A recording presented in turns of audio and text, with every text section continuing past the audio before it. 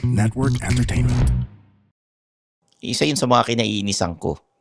Credit grabber. Ano pa? Hindi ka tutulungan. Haya kang sumabit sa trabaho. Pagka team effort yan, pag sumabit, sisisihin ka. Iwas puso yung mga ilalaglag ka para iangat yung sarili nila. Ayoko yung mga ganyang ugali. I'm sure kayo rin ayaw nyo yung ganyan, di ba? You work as a team, dapat tulungan kayo. And kung may isang sumablay dyan, sasaluhin yung lahat. Magtutulungan kayo. And sana, yung mga employees, do their part. Do your part rin bilang isang empleyado na ginagawa yung trabaho ng tama.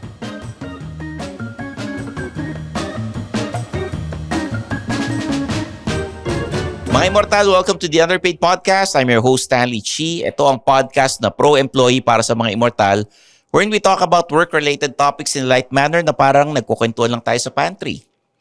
In this episode, ang pag-uusapan natin, yung mga ugaling kinaiinisan mo sa isang kaopisina. Well, bago natin simulan, like and subscribe to the Underpaid Podcast on Spotify and Apple Podcasts.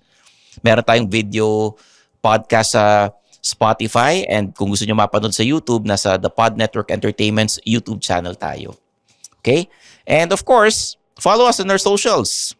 Stanley Chi on Facebook, Instagram, TikTok, YouTube, and Underpaid sa social media na Facebook, Instagram, and TikTok. Tapos mag-subscribe na po kayo sa Suplado Motors sa YouTube. Kompleto rin po yan. Meron ding Facebook, meron ding Instagram, and TikTok. Mas magiging active na ako dyan pagdating sa motoring content. And kung nanonood kayo ng mga shows namin ni Jan, no, nasa One News kami every Fridays, 9 p.m. And nasa TV5 na rin kami.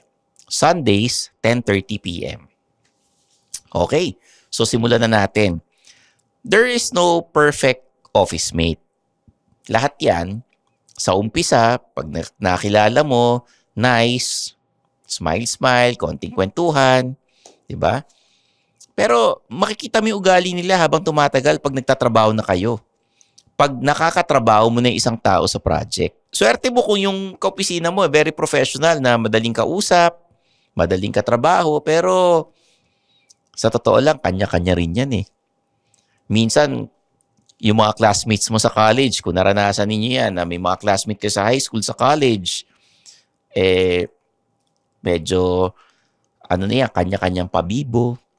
Wala nang pakialamanan, di ba? Sa trabaho, ganun din. Para lang kayo magkakaklase. Ang pinagkaiba dyan, mas matatanda minsan yung mga classmates mo. Ang isa dyan sa mga ayaw nating ugali yung credit grabber. Di ba? You work as a team, wala namang mawawala sa inyo kung sinabi niyo kung sino ang may gawa, di ba? Kung yung idea ni employee number 1 mas maganda sa idea ni employee number 2. Pero you don't need to credit grab. The manager knows and the office mates knows kung sino yung nag-isip talaga. Minsan lang nakakapikon yung mga credit grabber. Minsan ka magsasuggest ka tapos hindi nila susundin. Hindi susundin ng boss mo yung idea mo kasi hindi siya nag-isip. And then after a few brainstorming sessions, ibabalik niya yung inisip mong idea para palabasin na siya yung nag-isip. Isa yun sa mga kinaiinisan ko. Credit grabber. Ano pa? Hindi ka tutulungan. Haya kang sumabit sa trabaho. Pagka team effort yan, pag sumabit, sisisihin ka. Iwas puso yung mga ilalaglag ka para iangat yung sarili nila. Ayoko yung mga ganyang ugali. I'm sure kayo rin ayaw nyo yung ganyan, di ba? You work as a team, dapat tulungan kayo. And kung may isang sumablay dyan, sasaluhin yung lahat. Magtutulungan kayo. And sana, yung mga employees, do their part. Do your part rin bilang isang empleyado na ginagawa yung trabaho ng tama. Alam niyo dati may kaopisina ako eh. Team kami. Pero imbis na magtrabaho siya during office hours, nakipagdaldalan. And then, pagka yung mga alas 5 na, tsaka siya mag-OT, hingi siya ng tulong sa amin, mag-overtime siya ng Sabado, yun yung nakakainis. Kasi, hindi niya ginagawa ng maayos yung trabaho niya. At the end, hingi siya ng tulong sa amin, nag-overtime kaming lahat. hassle, di ba? Isa sa mga ayoko pang kaopisina yung makipagchismisan sa'yo para makuha yung loob mo. Tapos pag nakilala ka na nila, magkukwento ka na sa kanila, and then ikakalat nila yung nalaman nila tungkol sa'yo, di ba? Yung mga chismis na ganyan, hindi healthy. Nakasira ng ng relationship or rapport sa office. Sana iwasan ang chismis. Talagang kailangan natin maging professional eh. Do you feel lost, doubting yourself, and tired? You question your worth and existence? Well, I'm here for you. Hey, this is Gailey Chavez, and I'm the host of Free Yourself Podcast. My podcast talks about self-love, self-discovery, and growth. This is for everyone who wants to live their fullest life and become the person that they could be. Let me help out and remind you that this is your life, your path, that you are not broken, and you are worth it. Catch me every Friday at 8 p.m. See ya! Yung alitan sa mga magkakaopisina, hindi nawawala yan. May samaan ng loob, alitan. Hanggat maaari, be professional. Huwag kayong magtatanim ng galit sa kaopisina. Siyempre, yung samahan ninyo, kung nagkasamaan kayo ng loob, hindi na magbabalik sa dati. Pero at least, be civil. Hindi naman yung parang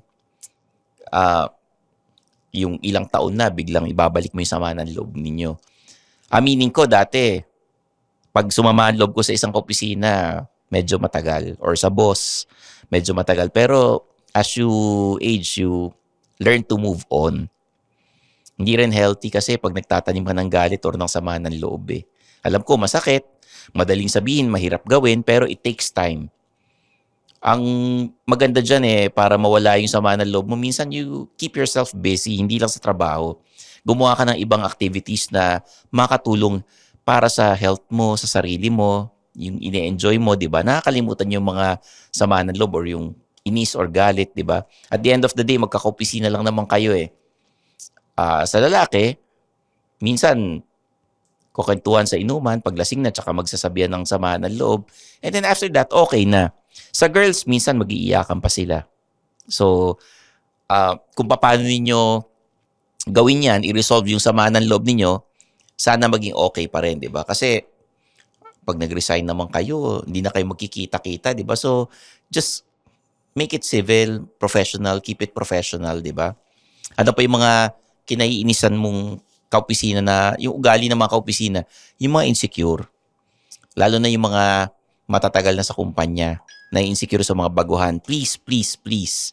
Sa mga immortal dyan, you don't need to be insecure sa mga mas bata, sa mga mas bago. Your experience, yung experience nyo pa lang, yun na yung advantage nyo dun sa mga baguhan. At the same time, yung baguhan naman, dahil mas bata sila, yung ideas nila mas bago. Magtulungan kayo kasi nasa isang kumpanya lang kayo.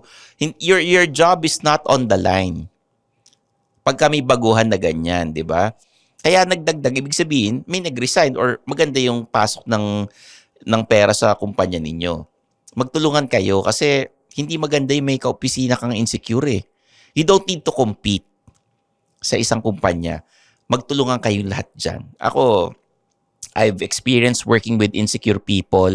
I've experienced working with chismosos and yung mga credit grabber. Kaya kaya ako sinasabi sa inyo na keep it professional. Yung magtatanim kayo ng sama ng loob, naranasan ko na rin yan and it's not healthy. Gawin ninyo, mag-move on kayo kung ano man yung sama ng loob nyo sa isa't isa. At the end of the day, pag uwi ninyo, hindi nyo siya katrabaho. Iwasan nyo kung maaari. You don't need to be friends with them. Hindi nyo kailangan maging kabarkada.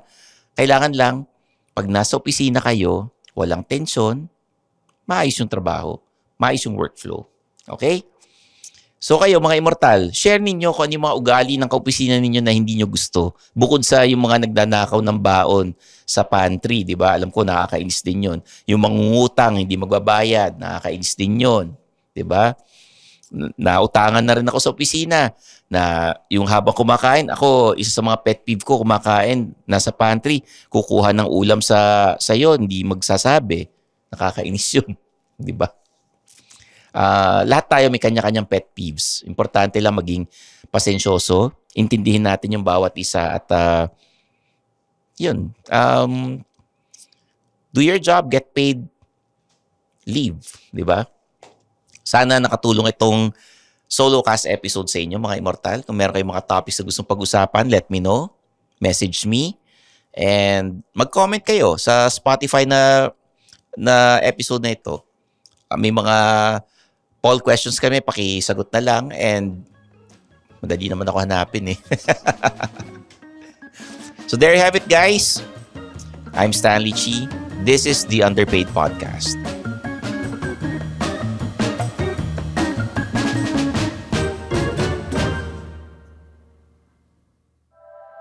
The opinions of podcast creators, hosts, and guests are not necessarily reflective of the official stance of the Pod Network Entertainment, its hosts, or other network programs. The content created by the people behind the podcast is personal and not meant to harm any religion, ethnicity, group, organization, company, or individual.